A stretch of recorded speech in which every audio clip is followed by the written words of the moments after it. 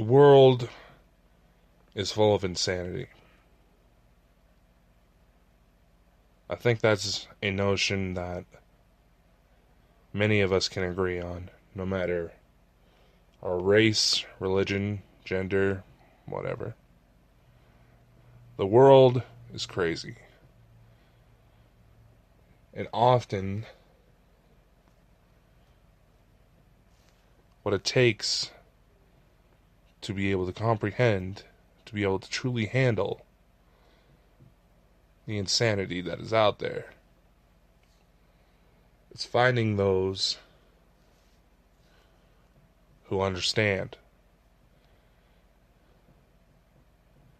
establishing relationships, friendships, alliances, to help take on the demand our world brings every day.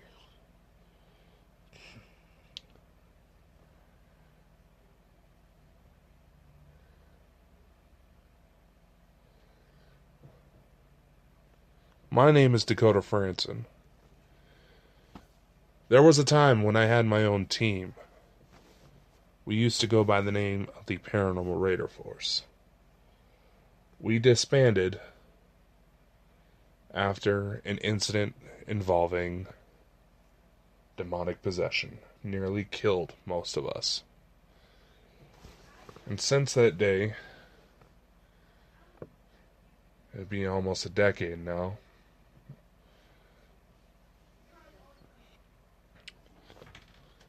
I've been running this alone. But since I started my operation, I've wanted to establish an international network. Every cell could operate as their own. Excuse me. Every cell could operate as their own.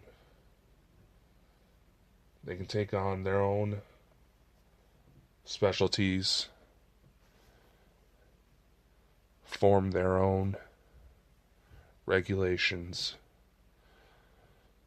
but still keep lines of communication open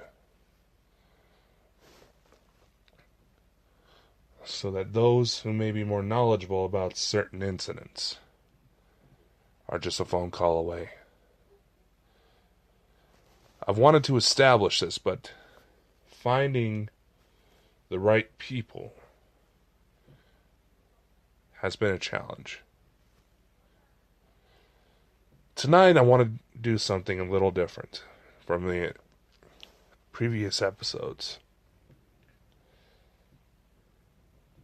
I know I said it was going to be a surprise, but that was mostly because I had no idea what to record.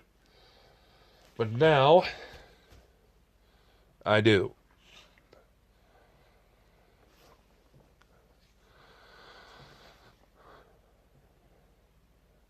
Tonight I'm going to introduce you to someone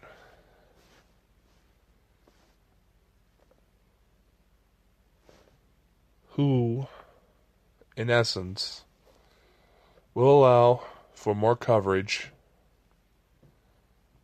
in different parts of the country. While I take up mostly the southern Idaho area, he is from Fenton, Missouri.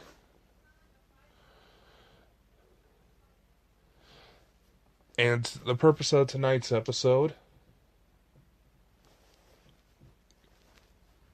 I'm going to introduce you to him. We have a few questions submitted by the audience.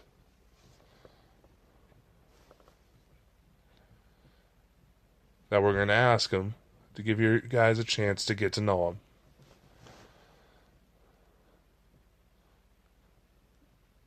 We're still building up his outpost, so to speak. But I truly do feel that once everything is ready, he will prove himself valuable.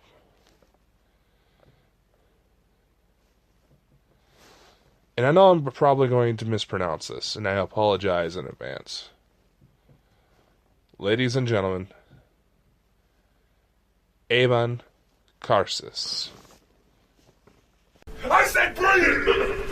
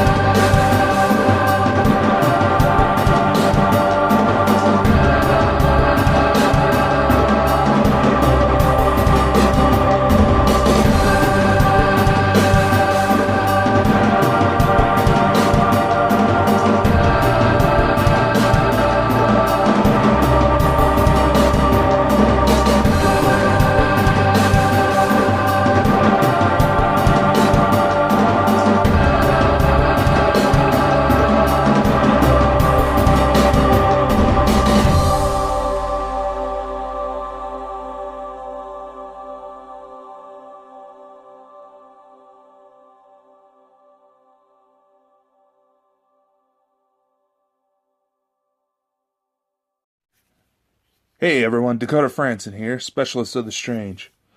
I just wanted to come with you real quick about potentially doing your own podcast. Have you ever wanted to start your own podcast? Maybe you got a lot of questions like, how do I record? How do I get my show into all these apps that are out there? How can I make money? There are probably several thousand other questions about getting this show off the ground that you have been formulating and communicating in your mind. And I'm here to tell you that there is a very simple answer to this. Anchor.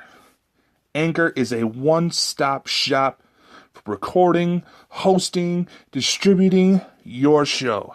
And best of all, it is 100% free. Get all the perks from the other guys without having to pay for subscription fees. And best of all, it is easy.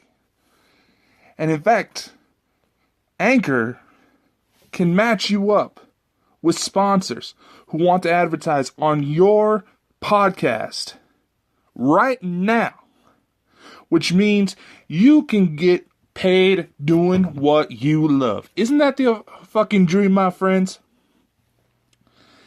In fact, that's actually what I'm trying to do right now by reading this ad for you. It is amazing. It helps ease the process for guests, putting on music, whatever you want to do. So if you want to start your podcast, make some money doing it, go to anchor.fm/start to join me and several other fabulous people already using Anchor. That's anchor.fm/start. And I cannot wait to hear you on the air. Hey, sorry about that. Alright, I have no clue where that fault went, so unfortunately nothing we talked about saved. Oh, Lord, that sucks. Yeah. So if you want to start over, feel free to introduce yourself. All right. Hello, world. I am Eibon Karsus. I am an Arcanist, a wizard, a sorcerer. For those of you who do not know what Arcanist means, I study the arcane arts. My favorite version of magic would have to be, let's see, I'd say reality bending and reality manipulation. I know that sounds fake, but believe me, once you get past a certain point, it is not fake. Oh, that's very true. I've seen it in action myself. Yeah, don't get me wrong, it's not easy. A lot of preparation, a lot of hard work. gotta put in the hours, but the outcome is more than worth it. Definitely, but sometimes I've seen it happen to where it seems to happen spontaneously, and pretty sure that explains the few glitch in the matrix reports you see every now and then online. Oh, yeah. I haven't actually used it in heaven knows how long. I haven't had a need to. I haven't come across any evil spirits or malicious entities that would require me to use my full power. Well, stick around me long enough, you'll probably get a few that try to come your way. That's what I'm hoping for. Well, this is something that's been looking around, and I never really announced this to anyone before, but it's been discovered that I may actually have a relation to Ed Lorraine Warren, which would explain so freaking much. Oh, heck yes, it would. But it's genetic with these things, so that wouldn't surprise me one bit if it turns out to be true. It would not surprise me either. All the good you do, helping people and taking care of spirits and the paranormal and all that, it would not surprise me. Heaven knows Ed and Lorraine Warren are pretty much the gold standard when it comes to taking care of the supernatural. That's true, and if you know what you're doing, you can still get a hold of them. Oh, that is true. I only have 2 policies when it comes to magic. Never dabble in necromancy and never deal with demons. Both safe aspects, in my opinion. Yeah.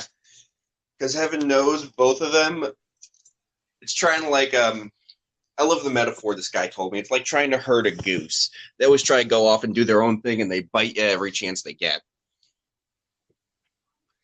Yeah, that's pretty true. Hard to argue with that logic. Yeah. Never used necromancy or demonic magic. Those are both, to me, just too risky. There's always a chance they could backfire, and if you get even one thing wrong, you could end up dead or worse. Yeah, that's true. And I've heard reports where certain fictional people have been known to deal with demons all the time. You try to get a hold of them, then there's usually some damage that'll fall within a pretty quick amount of time. Oh, heck yes. It's a policy that has served me well. I never deal with demons. I fight them, sure, but I don't deal with them. It's a saint of last resorts, in my opinion. Yeah. I mean, don't get me wrong, they have their uses. I just never use them. It's demons are good for hurting people, usually. So every now and then you'll get a few that are good for something else, but really, it's kind of like the Assassin's Guild of the spirit world. Definitely. Mm-hmm. Well, of course, I've run into a few exceptions where they actually do try to help people, but only because they're not exactly proud of where they're coming from, and they're trying to get things back to how they used to be before the Grand Rebellion, according to the lore. Well, that bit I can understand. They want redemption, but I still wouldn't trust them. Trusting a demon is like trusting a rabid wolf. You never know when it's going to bite you. You just know it's going to happen. True. Of course, not a couple of them hear you smack talking them, they might try to come visit you. Oh, I'm not scared. Heaven knows I could use a few test subjects. I've got a few spells I've been meaning to try out. One of them is called, well, it sounds childish, believe me, I know, but they work wonders. One of them is called Entrapment. It's where I take a spirit or energy form, pretty much anything that doesn't have a physical body, and I force it into a physical body. So let's say I encounter a demon. I can force it into an apple. All right. Yeah. And while they're in that physical body, they're stuck in it. They can't do anything as long as I put the right sigils and seals around it. It's kind of like you know what Dybbuk box is? Yeah, I have one. Yeah, it's like that. Yeah, that's good. Sorry. I was just saying, that's good to know. Yeah. The other one I have is sort of a spell of last resort because it's really powerful and it works on just about anything. I call it Judgment. What it does is it summons the sins of the past and inflicts the pain onto the being I cast a spell on. Like I said, it's a last resort. For a demon, it would pretty much crush them until there's nothing left. For a human, it would make their life a lot worse. I've never used the spell before, and I don't really want to, just because of how dangerous it can be. Well, yeah, you're talking about being the living Ghost Rider there, man. Heaven knows I would not say no to that. I'd say no to Devil's Bounty Hunter, but I would not say no to the Ghost Rider's powers. Oh, I wouldn't either, man. I know a few people that could probably use some judgment. Yeah.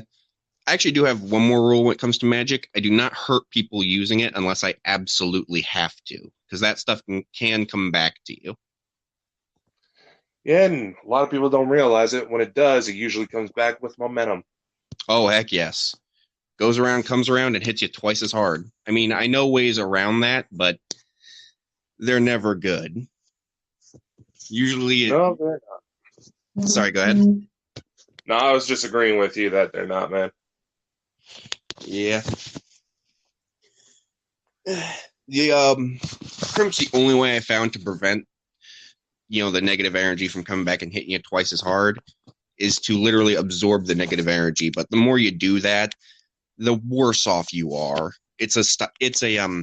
At best, it's a Band-Aid. Yeah, I've had people where they've tried doing that. They thought they could handle the absorption, and it's literally causing them physical illness at this point. Oh, heck yes. Heaven knows absorbing too much dark energy can do that to you.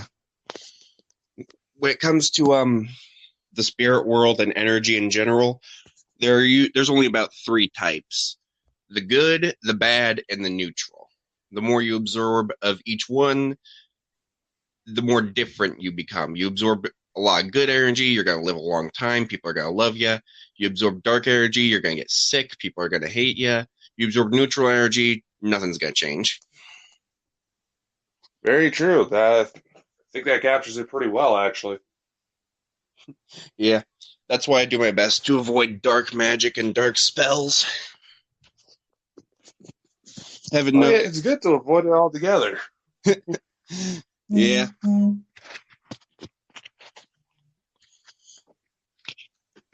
right, so before we lost connection, we were starting to talk about tulpas and thought forms, and you were going into a pretty interesting story, man. What's going on with that area? The servitor, this guy I knew, he loved making servitors. It was kind of his thing.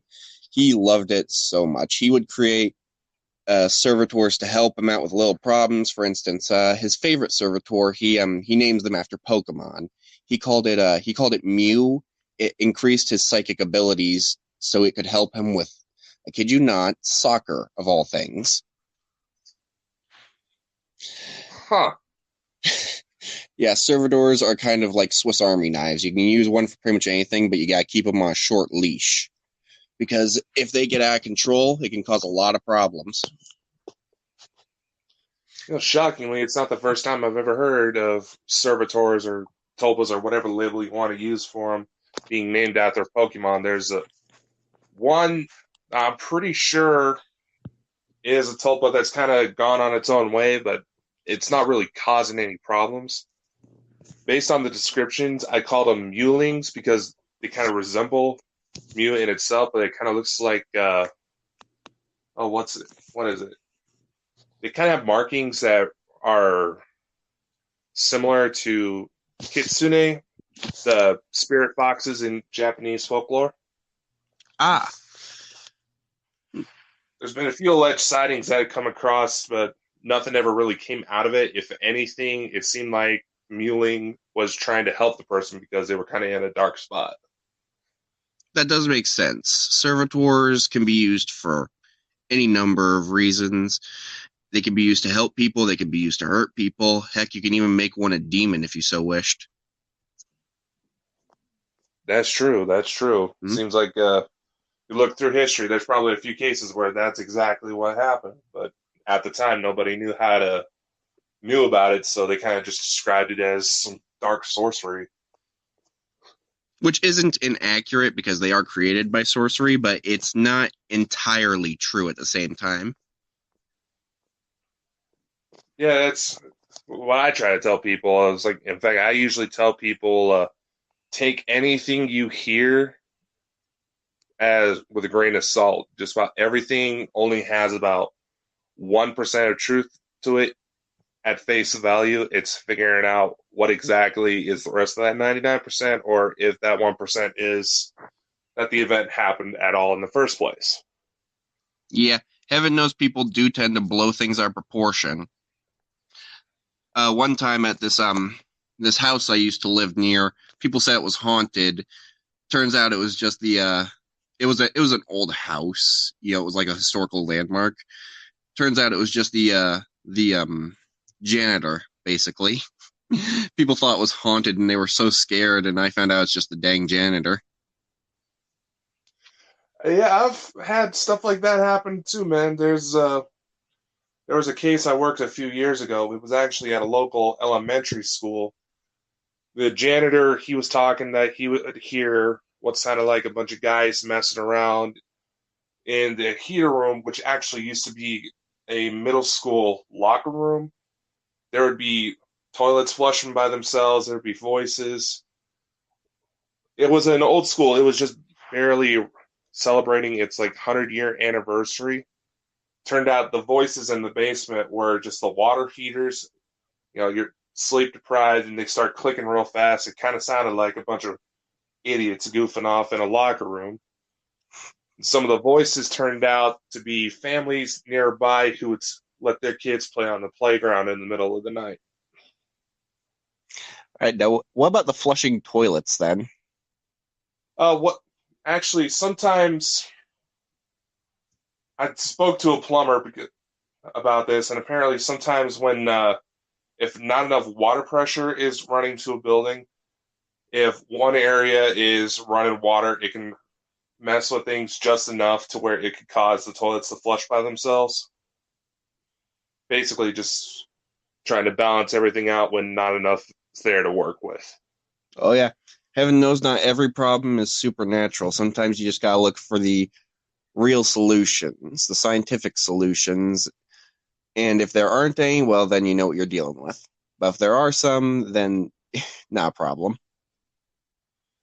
Yeah, that's true. A while ago, I was speaking with this scientist, and he is a huge, huge skeptic of anything paranormal. One thing he pointed out to me, and something I actually try to keep in mind, is that if people walk into a place hearing that it's haunted, they're more likely to experience something. Whereas compared to if they're not told anything about a certain location, then nothing happens. And there's also been cases where it turns out to be black mold causing hallucinations, things like that. Makes sense. In magic, you learn that perception is reality. So if you perceive something or if you choose something, it's kind of like positive thinking.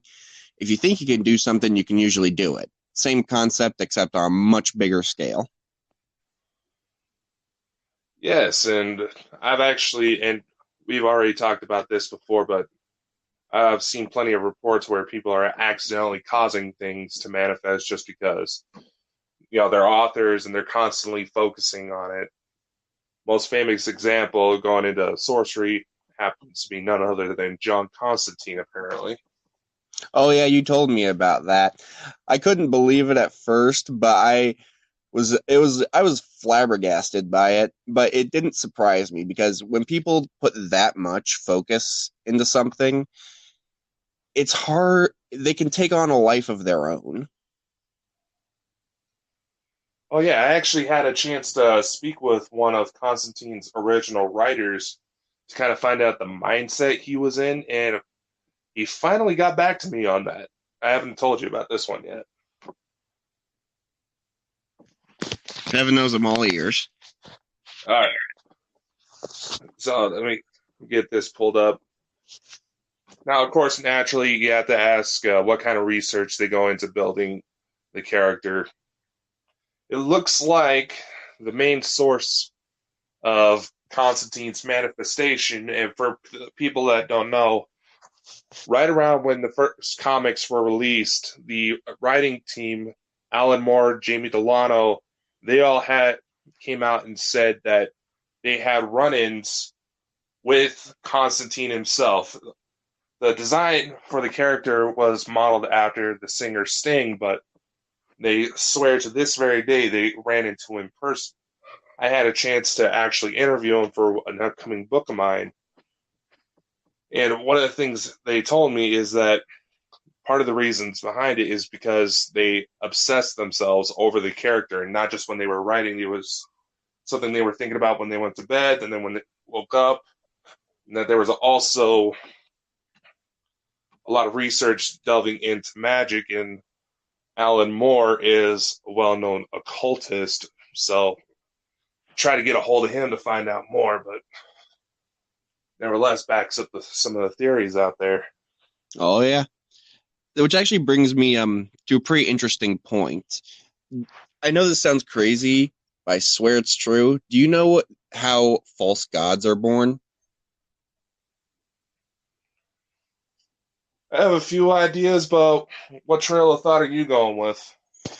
Well, you know how if somebody believes something enough, it comes true. Proof of John Constantine. What if you get an entire continent, or heck, even the entire world, believing that something is real? That thing doesn't just become real, it becomes so powerful it's practically a god. That's how the Greek and Egyptian gods were born. There's only to me one true God. I call him the one true creator of all. I do believe that Jesus came to earth. I believe he visited us. I do believe he was the son of the one true creator of all, but as far as that goes, I've got no idea what else is going on. I know the false gods don't like to be exposed as such because, no one likes, if you're made by something and you're pretty much a fraud, you would hate to be exposed as one. Yeah, that's true. And you also have to kind of wonder, there's a lot of theologians that'll actually go out there, and what they firmly believe is that gods take on different names depending on their cultures. Like, for example, some believe that Thor from Norse mythology could actually be shoot, which one was it? I believe Thor was actually Jupiter in Greek and Roman mythology. Well, they both have lightning and thunder powers. I can see where people got confused.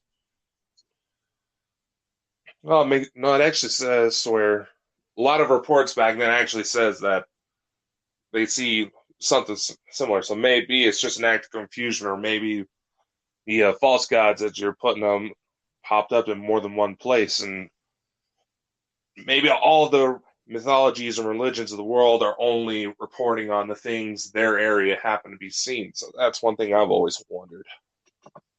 Yeah. If any of that made sense. It does. It actually does. It is entirely possible. The most famous example, in my opinion, would have to be the Greek and Roman gods, because they're practically the same thing, but they changed aspects slightly when their religion. When Greek gods became the Roman gods, they became more warlike. That is true. That is true.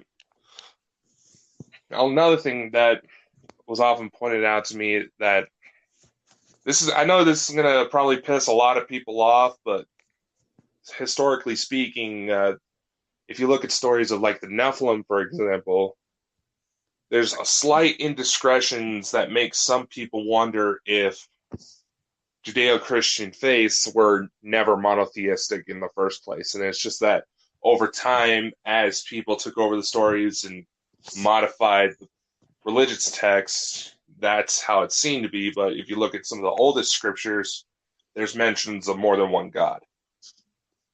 Oh, yeah. I believe, in my opinion, that if the one true creator of all ever did come down to Earth, and he had like his angels or his spirits with him, people could confuse them as other gods. That's another main theory that's running around out there. Who's say that the angels active now aren't, in fact, the pagan gods? It's possible, but the process would have to completely replace their magic energy instead with holy energy, which wouldn't be an easy process, to say the least. Well, that's true there as well.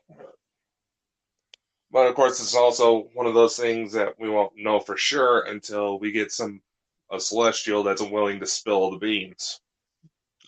Oh yeah, something tells me they ain't gonna be spilling the beans to just anybody, though.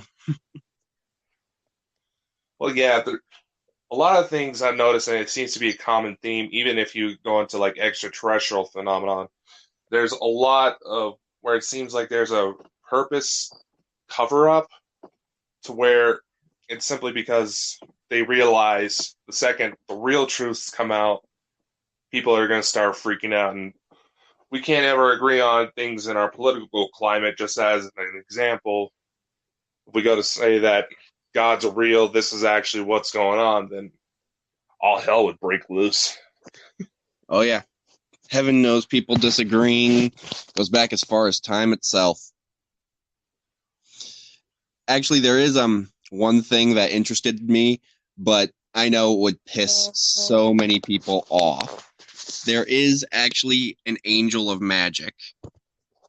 I'm not kidding. Oh, I'm aware, dude, but again, like you said, there's not a lot of people that are willing to sit down and hear you out when things like that brought up. Yeah, people don't like it when something comes along that challenges their beliefs. My martial arts. Sorry, go ahead. Oh no, you go ahead. My martial arts instructor, great guy. He knows a lot about the martial arts I study, Kaiju Kembo, and great guy. But he has no idea about the spirit world or anything, and I don't believe that he's right with it. He slams people's beliefs. I mean, he's a great guy, don't get me wrong, but he's a little too closed-minded. He's a great guy, great teacher, and if he ever found out that I was saying this about him, he would kick my ass. But he's a little too closed-minded when it comes to anything but fighting. That makes sense. Yeah. Great teacher, don't get me wrong. I always come home with a bruise or two. That's how you know you're getting the job done right. Yeah, that's been my impression for the few rounds I've had to go in martial arts training. Yep. But it also brings... Sorry, go ahead. Sorry? Sorry, go ahead. Oh, crap. I was just about to forget what I was about to say. Do you a minute? Anyway. So one thing I've thought about asking some of these people I've been talking about, these authors who have had creations come to life, like bounce back to Constantine here for a sec, is that if it was possible for things we just write about just because we're wanting to write a book to come to life, what would you say that would constitute about our own existence? Well, what do you mean? I need a little more clarification. All right. Say how with servitors, tulpas, all that, we're able to essentially create sentient life. The more we focus on it, the more details we incorporate about how it leaves its mark on the environment, things like that. If we're able to do that, and we're probably some of the most basic forms of higher life out there, so to speak. What is that to say about how we ourselves were created in the first place? Ah, well, in that regard, it's well, how to explain this? Our creation was not an accident. It was intentional. The one true creator of all things, he made us, possibly in a way we will never understand. It's entirely possible he's a being from another world. But I believe that our creation was by no means an accident. And that, what was it? I believe everyone does have a purpose. We play a part in a much grander story than any of us could possibly understand. That's just my opinion, though. Well, that's about as good as anything else that's out there. Yeah. I will say this. The way I think that the universe was created was the creator used two tools, the light and the darkness. Light and darkness collided together, he collided them together, and the universe was born.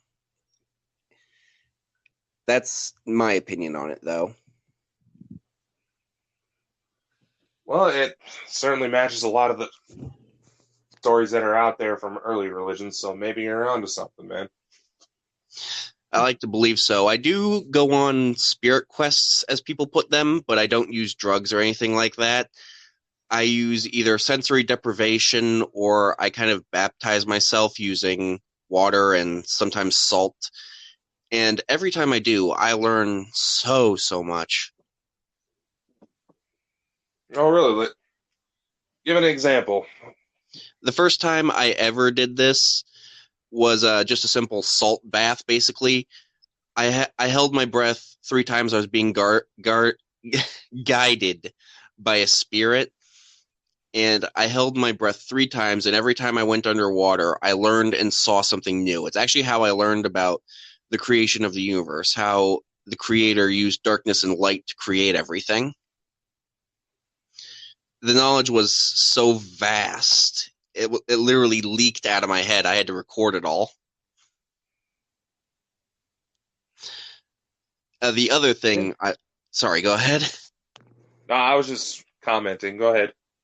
The other thing I learned is that when the creator chose light over darkness, the darkness did not like that. It got upset, for lack of a better word, and it decided it wanted to destroy everything so it could, be again. But the darkness cannot exist in our world because of the laws that the creator made. So instead it chooses avatars to act as its essentially embodiment of will. And I believe that's where, the devil himself started going bad and going wrong because the darkness chose him. And I believe I believe other people can choose the darkness. Heaven knows the battle between light and darkness, again, is as old as time itself, even older than humans, possibly.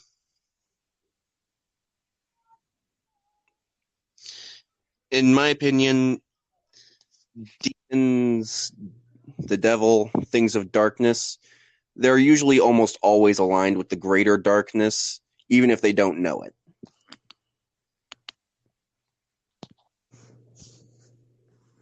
Interesting. Yeah. So when you take up the mantle of light, darkness, neutral, you're essentially taking in that energy and making it your own. You're essentially aligning yourself to either the darkness or the light's intentions. And since they were both created by the one true creator of all things, there's no way to permanently destroy or stop either of them because they'll always be there. They exist as our foundation. It'd be like, essentially, our world is a building. In order to completely stop the light or the darkness, you'd have to smash one of the foundations, and that would just bring the whole thing crumbling down. As long as they exist, we exist. And as long as we exist, they exist. Very true. Very true.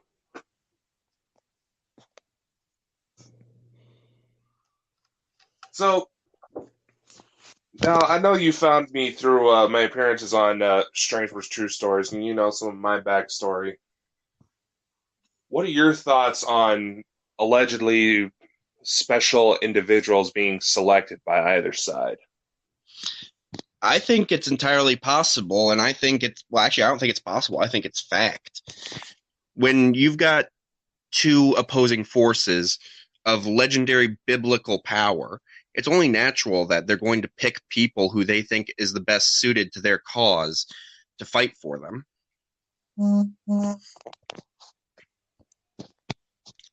Or, they choose people like mass murderers, occultists, people who aren't afraid to kill or hurt others. But when it comes to the light side, they always pick people who have the most potential to help others. Like you, Ed Lorraine Warren. There was one other guy. What was his name?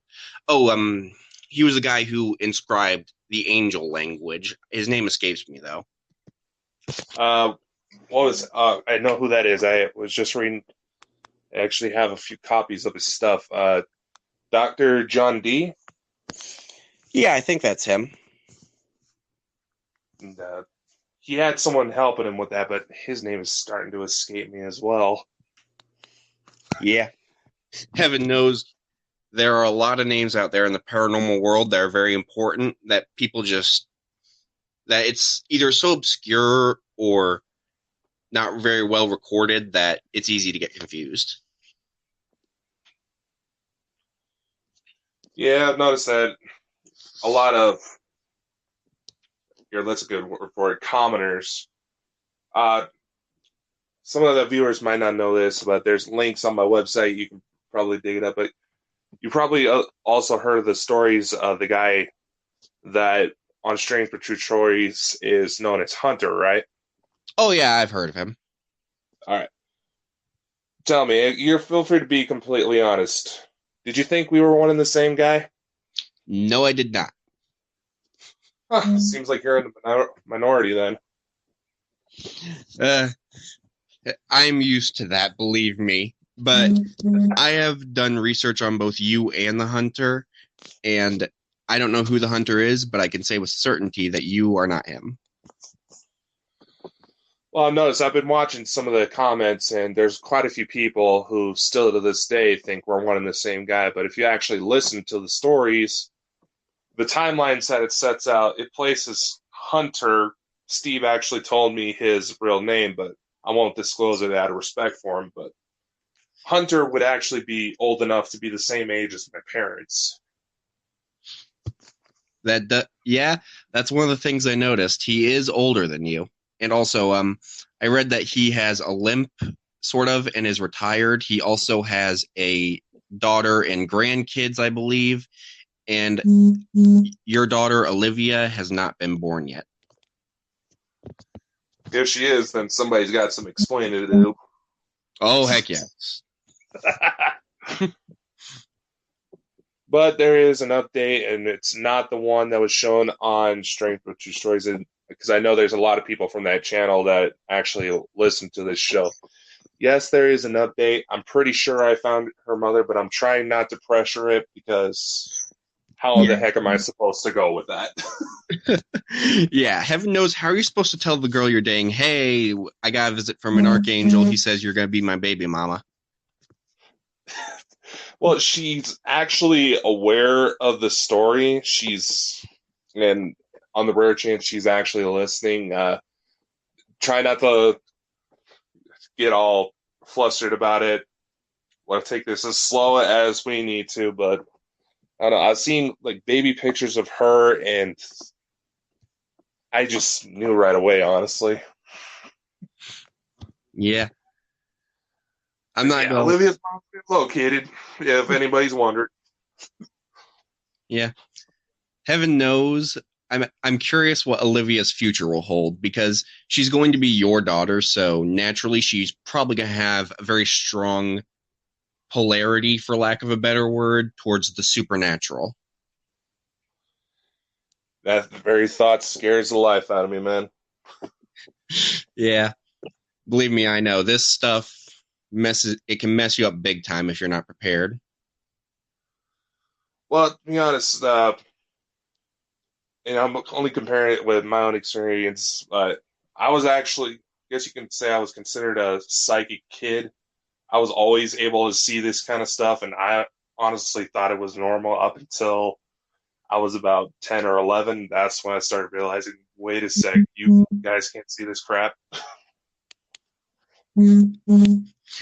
I have been there. I don't have psychic powers, but I've always had some minor magic powers. If I concentrated hard enough, I could make minor things happen. And it wasn't until years later that I realized, oh, wait, you guys can't do this? Yeah, that seems to be pretty common. Yeah, I've met maybe one or two people who had the same kind of experience I had. I call them natural borns. There's three ways that magic power comes to you. You're either born with it, you make a pact with some otherworldly entity, spirit, demon, angel, etc., or you train and work hard for it. Yeah, those seem to be the criteria I've noticed. Like I said before, it seems like you take this thing on, there's seems to actually be a genetic factor, and it can be passed down, even if the child isn't exposed to the parents. Something's eventually going to find them. Yeah, it's always something. Actually, believe it or not, magic runs in my bloodline. My grandmother and my brother have what's called wizard lines on their hands. Oh, really? Uh-huh. Describe what that is. They're essentially straight lines across the palm. You know how on the lines on your palm, some of them curve? These are straight lines across, and they usually symbolize some inherent ability with magical powers. There's also a sign on your hand that's kind of like a small X near the palm of the hand, near the bottom, near the base. And depending on how big that X is, it's kind of hard to see. You can have magical heritage, and I have that, which means I was pretty much destined to become a powerful Arcanist. At least that's my opinion. I don't know if I'm powerful. I know I'm an Arcanist, and I like to help people, and I use magic that heaven knows other people either don't know how to use or aren't strong enough to use. But I believe that I am meant to become a very powerful sorcerer, in my opinion. Whether or not I'm there yet, and whether or not this journey is going to last, well, heaven knows this journey is going to last eternity, even after I die. But, what most people don't realize is that death is not the end. It's the beginning of a whole new story. Yeah, it's one thing I've tried to tell people, and under the circumstances where I brought it up, they're thinking I'm just trying to be all sentimental, you'll see them again. But one thing I've always tried to tell people and emphasize, and I've even offered to show them how they could possibly break through and witness it for themselves. But the concepts of heaven, hell, the spirit world, they're a lot closer than what people think, and it's just that for most of us, at least, we're just not strong enough or prepared enough to be able to handle it, to be able to comprehend it if we even get a glimpse of it. Oh, yeah. Heaven knows some people, I do not mean this in any offensive way. I mean it simply as a matter of fact. Some people's minds simply cannot handle that this stuff exists. People have gone insane from it, and they deny it openly. I actually have a case of this personally. My little sister, she completely hates magic and everything to do with it. She denies it even exists. But the reason I know she deep down believes it exists is because she will not go graveyards or ghosts or anything, and she will not play with Ouija boards, which means inherently she does believe, even if she openly denies it. Yeah, strong denial like that is the first sign that it's not necessarily she doesn't believe it, it's that she's experiencing something and does not know how to handle it. Well, I'm gonna get a little personal here. Me and everyone in my family has had extreme past trauma, not from the spirit world, but well, it's a little personal, but my father was a rather abusive man, and we all have PTSD because of it. Don't get me wrong, Yeah, I can. better now, but my sister really struggled with it. Mm-hmm. Yeah. Something I've learned from magic is it can come from pain. The more pain you're in, the better with magic you can become. I don't know why that works, but it works. Well, there's a theory I've been working on, and of course, it's very difficult. And trust me, I understand about personal traumas and all of that being affecting how you process things and how it affects you with spiritual. Trust me, my father's currently sitting in the state pen for things he's done in his life, and it scares me because I know that some of my younger siblings that I'm not always around are already starting to repeat the cycles that led to him becoming the person he is today. But one thing I've noticed is that have you noticed how the people most affected with depression, anxiety, some form of mental illness are often some of the most intelligent people out there? Yes, that is no coincidence. People who experience pain usually come back from the experience stronger, or they don't come back at all. Yeah. No, and obviously dealing with that trauma rewires your brain, and who's to say there's always been a theory that there's something in our genetic markers that allows for just about anybody to be able to have magical or psychic ability. It's just that somehow trauma rewires yourself to where it's easier to access. And when you first notice it, you're going to be scared half to death because I'll be honest, when I first started noticing it, the first thing I associated it with was with the X-Men movies, and I was expecting a call to join the X-Men someday. That was how I dealt with it. Heaven knows that wouldn't surprise me if they were a real thing, not in the regard of the TV shows, but, a group of people with supernatural abilities going out and helping people. Heaven knows you never know what's out there.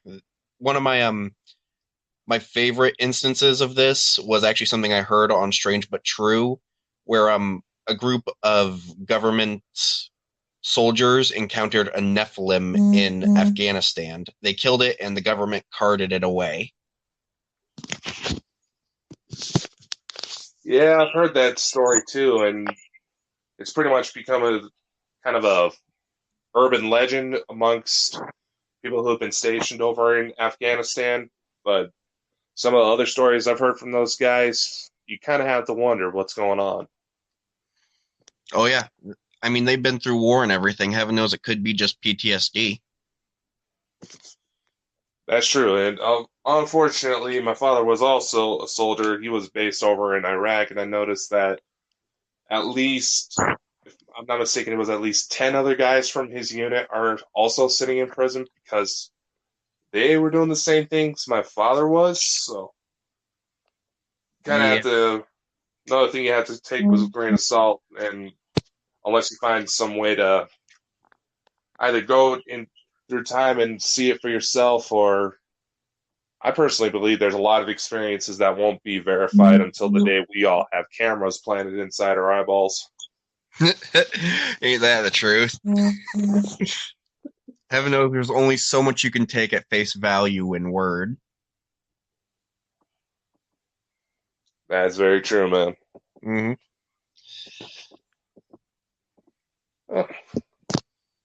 There is Let's say this. Sorry, go ahead. Sorry. Sorry. No, you're the guest. Go ahead. There was actually one magical experiment I wanted to try a while ago, but I decided it would probably be the worst idea I could ever come up with. What's that? Well, two ideas to be specific. I wanted to create a servitor that would basically devour spirit energy and grow stronger as it did. I realized right away how bad an idea that would be. I would essentially be creating something similar to either a Popus, which is the devourer of all things, or Yormonger, which is the serpent that bites its own tail and covers the world. I'd essentially be creating a beast of almost unstoppable power. And that was such a bad idea, I decided, okay, not even going to try that. Yeah, unless you can find a way to get one hell of a leash on that thing, that's not going to be a good idea. Yeah, I decided right away that is not something I should do. The other one was I wanted to create something called the Oracle, which is essentially the ultimate future-seeing object, for lack of a better word.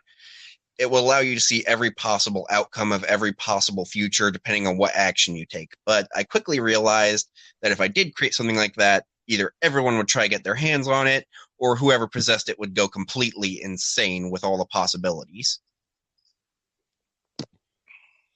Well, yeah, you're literally talking about looking through an infinite number of possibilities, and while one possibility that gets shown to the viewer seems like the most likely, it's the fact that they're aware of that possibility that might change the outcome. And because it didn't play out exactly like they first saw, that would probably cause them to go into a pretty bad downward spiral.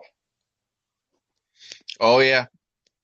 For instance, I thought of this as an example. One use of the Oracle would be, let's say you moved it could tell you how to get promotion at work, just as a for instance. You move a plant 3 inches to the right. And the cause of events causes you to get promotion. How it works is the boss trips his leg and hurts it, and someone else has to drive him to work, and they get in a car accident on the way there, and they both die. That would be this is a horrible example. I'm just giving it as an example of how extreme it could be. And then the managers of the person who died would come to you and promote you. That is a very extreme, horrible example, but I believe it gets across just how bad creating an oracle could be. No, I think that's a pretty good example that just about anybody can relate to, even though I'm certain there's enough people in the audience that might have that very thought about their own bosses. Oh, yeah. Heaven knows everyone hates their boss at one point or another. Oh, yeah. Nothing, boss man, if you're listening to this. This is why I like working under my magic name, because heaven knows almost no one knows it. Yeah, I probably should have thought of doing something like that when I first got started to put up like my own little stage name, but nevertheless, it's too late now, and for the most part, it's turned out some pretty good results for me. Yeah. Funny story. Do you actually know what a magic name is? Feel free to explain, because I feel like I'm about to feel stupid right now. Hey, don't worry. I have times where I feel like that too. There's always more to learn, no matter how much you learn. That's something that you come to understand once you start practicing magic and everything. A magic name is a second name that a sorcerer or wizard or anyone who practices magic can take that will essentially increase their connection to magic. And they can go by it pretty much anytime they want. When they go by their magic name, which in my case is Eibon, Karsus, Magnus, they essentially increase their connection to the magical forces. But when they go by their real name, it's kind of diminished a little. It's still there, but it's not as powerful as you are when you're using your magic name. Oh, I can get that. I get that. It's a bit of a alter ego situation. You take up one sort of each name represents a certain mentality, and once you're under your magic name, you're more connected. You feel more powerful because that's the mentality you're under. Oh yeah. Also, just a little background story for how I came up with my name. I actually took the names of fictional wizards that I had read about or seen. Eibon in the H.P. Lovecraft mythos was an ultimate wizard, essentially, who had his own floating tower, I believe, and was pretty much the most powerful wizard in the H.P. Lovecraft mythos, who created something called the Necronomicon, which is basically a catalog of all beings in the H.P. Lovecraft mythos. Mm-hmm. Karsus is actually taken from, and believe me, I know how nerdy this sounds, but it just struck me so as such a good name, I had to take it. Karsus, it came from Dungeons and Dragons. There was this guy called Karsus who created a spell so powerful it literally allowed him to trade places with a god.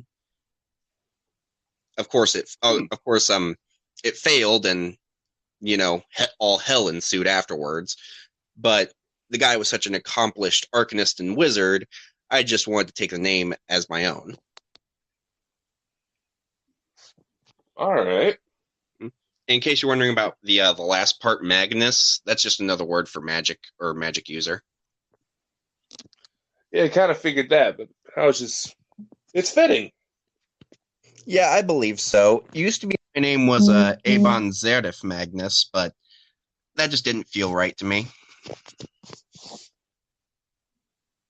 Yeah, that makes sense. Yeah, you got to do what you got to do and get your own groove on before you try to take these things on for yourself.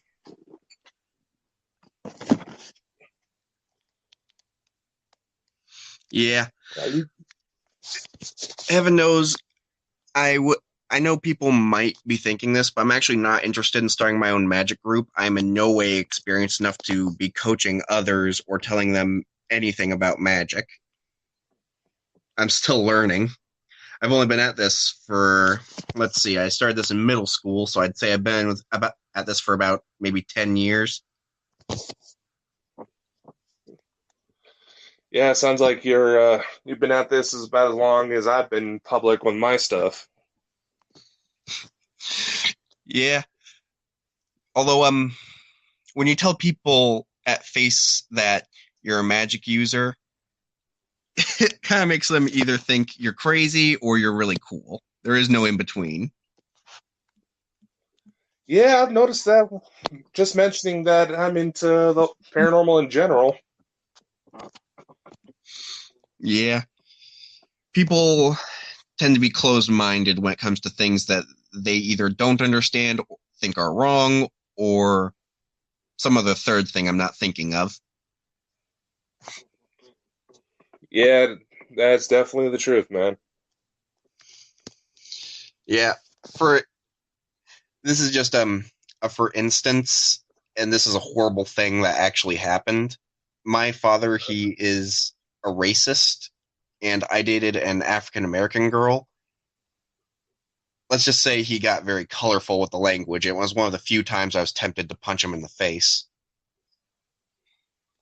Wow. Yeah, definitely. Yeah. Definitely sounded like you would have had it coming. Believe me, I've thought about it. But for all the hardships I have had to go through because of him, he is still my father, and I still love him. That's another thing you learn with magic. When you embrace everything and all the learning and all the concepts, you start to understand everything at a much deeper level. And even though I don't really like him, I still love him because he's my father. And even though I went through a lot of pain, don't get me wrong, I'm not saying I condone what he did, because I could never condone the things he did, but I became stronger because of it. Oh, believe me, man, that's something I understand too. There was a point when I first found out the deeper things behind what my father was doing. I'll be honest with it, because I've already published it in a book, so it doesn't get much more public than that. But there was a point where my father and my stepmother actually tried to kill me, but I fought back, which allowed me to escape. But once I figured out the things he was doing to my other siblings, I honestly said the first things out of my mouth was I wanted to kill him. And when the police investigating the situation heard that, and they're like, we better keep him away. Heaven knows, man, I have been there. Believe it or not, my father actually tried to drown me. Mm. Yeah. I've had that happen too. Yeah. Heck, we could be the poster child for parental abuse. Yeah. Yeah. My mom, she's a great person. She understands, and she never hits me or hurts me or anything. Not that she could now. Heaven knows what the training I've gone through and all the magic I have and everything. A normal person fighting me would be the equivalent of a normal person fighting a grizzly bear, essentially. If they were a martial artist, they'd have a chance, but if they're just some Joe Schmo off the streets, I'm a magic user who could probably, if I wanted to, fry their heads, for lack of a better word. I can focus energy to the point where it gets so overwhelming they just shut down. And even if I didn't do that, which, for the record, I have never done and probably never will do because I don't like using magic to hurt people. But I also am a trained martial artist who has been in real fights. So I would still have the advantage. Yeah. For those that don't know, I'm going to that grizzly bear example. I'm already 6'7" and over 350 pounds, so not a lot of people try to pick fights, but the ones that usually do usually never last because I know enough to where I've had to physically hold myself back because if I kept going, somebody was going to end up in the hospital. My teacher would say you're doing something right. Yeah, I got that impression from just based off what you told me so far. Yeah. Don't get me wrong. Real hard ass, real great guy. I honestly couldn't ask for a better teacher, but his classes are not for the faint of heart. You better have an iron will if you start going to them because they are brutal. Well, Yeah. That's good to know. Yeah. Heaven knows we've had guys come in for one class and they just quit the day after. I'm pretty much me and a few other guys are pretty much the only ones actually insane enough to stick around. Oh, that's not always a bad thing, man. Yeah. Heaven knows, I think it actually does the world a little good that everyone's just a little unhinged, because that way it opens us up to new ideas. Heaven knows, I'm sure when Einstein came up with his ideas and his theories, everyone thought he was crazy, and now everyone worships him as a genius. Well, yeah, you got to think about it. Einstein was just a patent clerk when he was starting to come up with some of these things, and if you actually look through his backstory, he's not much different from us. He escaped Hitler's Germany before that all happened when he came over, and now a lot of his ideas are actually being proven. And honestly, that's some of the things that I've tried to do with some of my theories. I fully acknowledge that often I could be proven as the biggest quack out there, but nevertheless, I've talked to some astrophysicists about some of the ideas I presented, and they're like, maybe you got something, but nevertheless, the main issue with most of my theories in regards to the supernatural requires someone dying and coming back to report on what they saw. Heaven knows the list of people that have done that is very short. Yeah, and it's not something I would want to try again, even though I've done it a few times. I don't think I want to try it, but I think it would be an interesting experience if it ever came along. Well, it's overwhelming, man, and as I've come to study it, one thing I've noticed, and a lot of people can kind of get irritated at this idea, but I'll go ahead and ask you, are you familiar with some of the concepts behind super string theory? Super string theory or super strength? Super string theory, the theory that the universe is made of strings and there's an infinite number of worlds, that infinite number of universes that come from these strings coming out. Yes, I am quite familiar with it. All right. One thing I've noticed, and it irritates quite a few people, is that a lot of paranormal concepts actually kind of fit into how the ideas of multiple dimensions interacting with each other take place. In fact, if you go through some of the old government files on UFOs, even they're saying that the extraterrestrials aren't coming from other worlds, like, they're coming from Mars. They're actually coming from other planes of existence. Yeah, I actually saw that. Yes, and I believe that's entirely possible, and not just possible. Heck, it's probable, because heaven knows scientists have said that we haven't been around very long. The universe hasn't been around very long, and that's very possible we might be the first sentient beings of our galaxy, heck, of our universe. But that doesn't mean we have to be the first sentient beings of all of creation. So it's entirely possible that aliens could, in fact, come from alternate realities. Yeah, not just aliens, but if you really think about it, if the soul, as we know it, is a manifestation of consciousness and light, and some of the things that even Einstein, for example, has said were spooky, and how light particles at the quantum level react, sound a lot like what spirits are able to do. I actually have a theory about that. I believe that humans and spirits, well, it's obvious a human can become a spirit, but I think we're just spirits that attained a physical form through the creation. And when we die, we become spirits. We are born human, but we're half animal, half spirit, and that's what a human is. And when we die, sorry, go ahead. No, you go ahead, man. And when we die, we become full spirits. That's why people don't see animal ghosts. I have never seen an actual sighting of an animal that was a ghost that was actually an animal. It was always just something taking the form of an animal to intimidate others. Well, I'll be honest. I actually have seen animals take spirit form.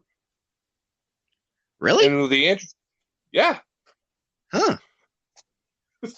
And it's harder for them to manifest for obvious reasons, but one of the main theories out there is that mammals have a drug. I could honestly not pronounce the full name because it's so long, known as DMT, that's naturally produced in our bodies that is somehow related.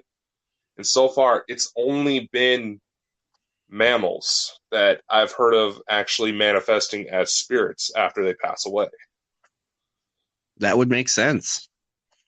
I mean, just evolutionarily speaking, mammals are probably one of the most evolved creatures on the planet.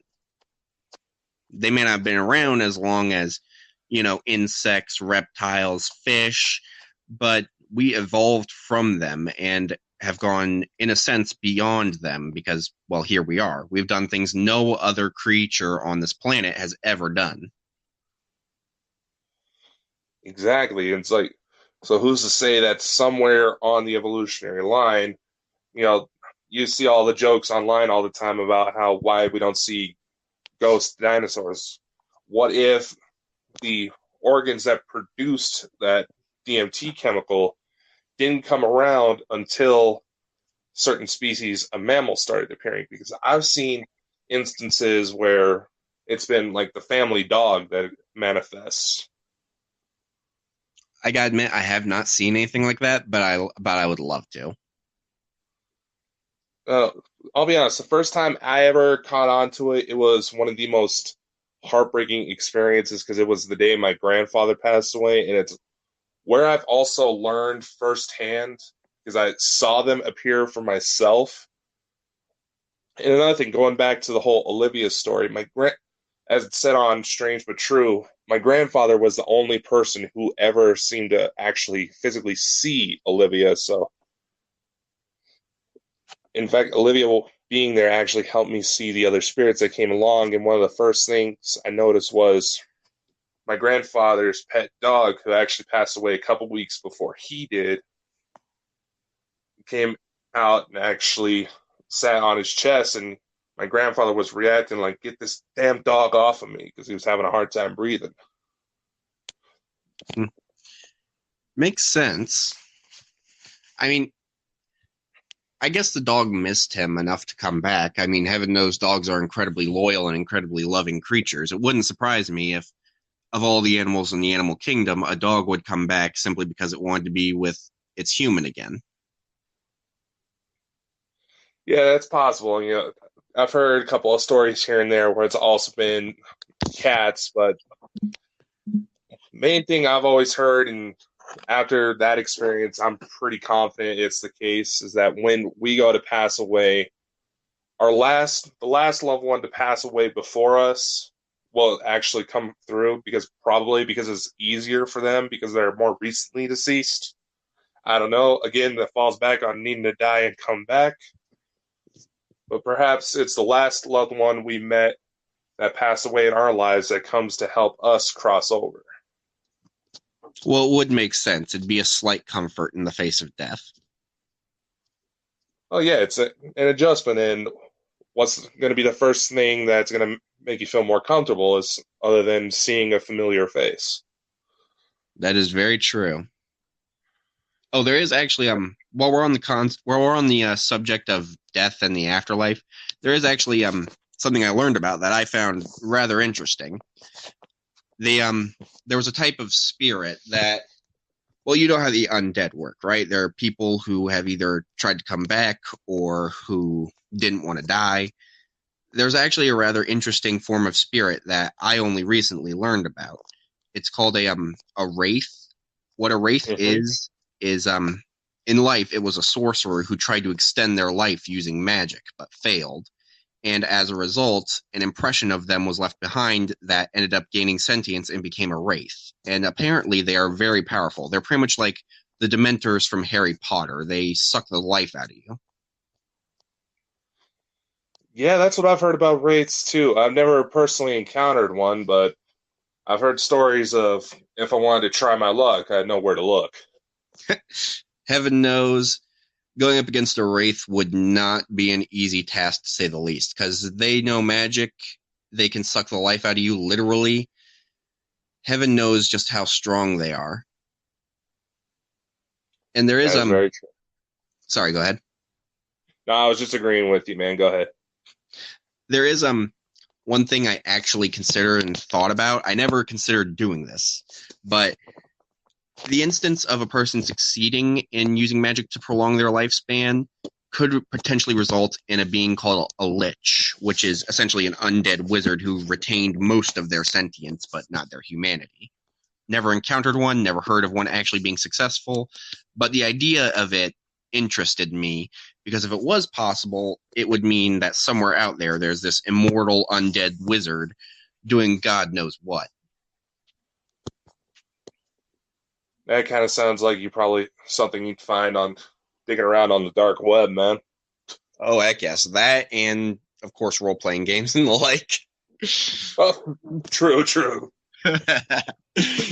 Yeah, you'd be surprised by just how, in my experience, every story, no matter how fantastical and fake, there's always some truth in it, even if it's not based off of a true event.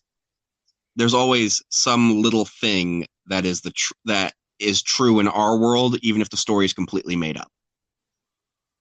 Yeah, that's been my experience too. It goes back to my whole 1% theories. No matter where the story comes from, even if it's been shoved down your throat Sunday school, there's probably 1% truth to it. Oh yeah, there's always a grain of truth if you look for it. But that's the thing.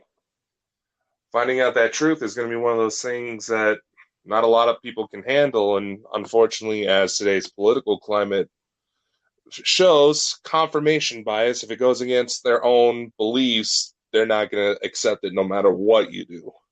Oh yeah, heck you could put it right in front of their face with undeniable proof, and people would still say that it's not real. Like for instance, some Christians and Catholics don't believe that dinosaurs were a real thing, despite all the facts that have been left behind. Yeah, that's probably the best example I can think of. Yeah. Sorry, go ahead. I didn't say anything. I know dinosaurs were real. Of course, it's impossible for them not to be, in my opinion. But when I think God created us, I think he took a longer process than just 7 days. Because heaven knows he's a divine being. He's got all of time. So why not take the time to actually enjoy the show about how his creations come to be? And, tweak it, make it just right. That makes sense. Yeah, at least that's my opinion. Well, going off of that, there's one thing I've noticed. There's a lot of shows and comics and whatever that entertain the idea that time flows differently when it goes through heaven and hell. Understanding right now in mainstream science is that there's only really one dimension of time, but who's to say that time isn't affected differently because of the dimensions? Because essentially, if you use the example as time itself flowing like water in a river, it's affected by everything that's in that river, bends and all that. If essentially, when you go to higher dimensions, time has more room. It's like the river spilling into the middle of the ocean. It has more ways to go. Yeah. So when it goes to God being the highest being there is, who's to say that 7 days to him wouldn't be 70 billion years for us? That is entirely possible. Heaven knows.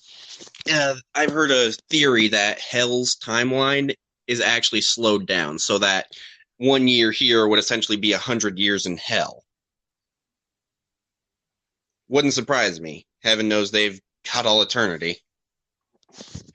Yeah, it wouldn't surprise me either if that turned out to be the case. Yeah. All right, I gotta wrap this up.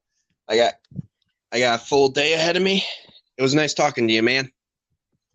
All right, so just real quick, we'll go ahead and put the links to your social media in the episode description so that way people can find you, and hopefully we can find you some cases, man.